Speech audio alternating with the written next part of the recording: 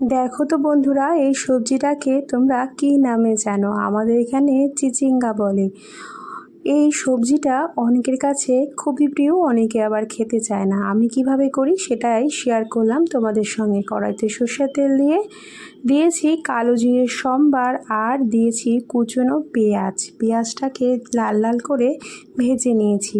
পেঁয়াজটা যখন ভাজা হয়ে গেছে, মানে ভেজে নিয়েছি, তারপরে দিলাম হচ্ছে চেরা কাঁচা লঙ্কা বেশ কয়েকটা, তারপরে দিয়ে দিলাম হচ্ছে সবজিটাকে ভালো মতো করে কুচিয়ে নিয়েছিলাম, সেটাকে দিয়ে দিয়েছি। তার উপরে দিয়ে দিলাম হচ্ছে নুন আর হলুদ, দিয়ে বেশ কিছুক্ষণ নাড়াচাড়া করে বেশ কিছুক্ষণ ঢাকনা ঢেকে রেখে দিয়েছি।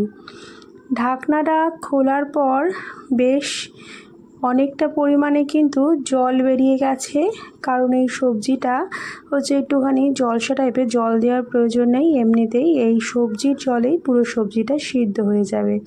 তারপরে হচ্ছে ভালো মতো করে একটুখানি ছড়িয়ে দিয়েছি যাতে জলটা তাড়াতাড়ি টেনে যায়। তারপরে জলটা যখন অনেকটা টেনে গেছে, তার উপরে দিয়ে দিলাম সামান্য একটু চিনি।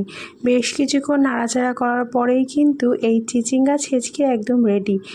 এই সময় তোমরা একটা ডিম ফাটিয়েও দিতে পারো, তো আমি দিইনি। তোমাদের কেমন লাগলো আজকের রেসিপিটা অবশ্যই জানিও। সবাই খুব ভালো থেকো, ধন্যবাদ।